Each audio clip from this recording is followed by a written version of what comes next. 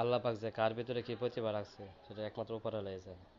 এই যে লোকটি কত কষ্টের পরে, শত কষ্টের পরেও মানে জীবনের সব কিছুই তো হারিয়ে ফেলছে মনে হয় দেখে।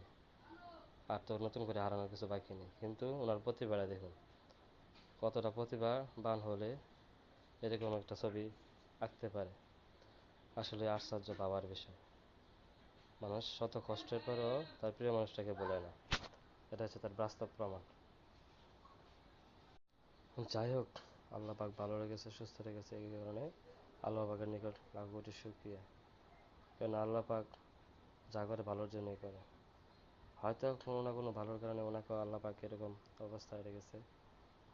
আমি আশ্চর্য হয়ে গেছি ওনার হাতের প্রতিভা দেখে, মানে ওনার কাজের প্রতিভা দেখে, হাতের প্রতিভা দেখে আসলে আমি নিজেকে আর ধরে রাখতে পারতেছি না। আল্লাহ পাক যে কার ভিতরে কতটা প্রতিভা রাখছে একমাত্র উপরওয়ালাই জানে। এরকম প্রতিভা আসলেই দেখার মতন, এমনকি ভাবার মতন। যাই হোক, আল্লাহ পাক ভালো রেখেছে, সুস্থ রেখেছে। আল্লাহ পাক যা করে মঙ্গলের জন্যই করে, আল্লাহ পাক যা করে ভালোর জন্যই করে।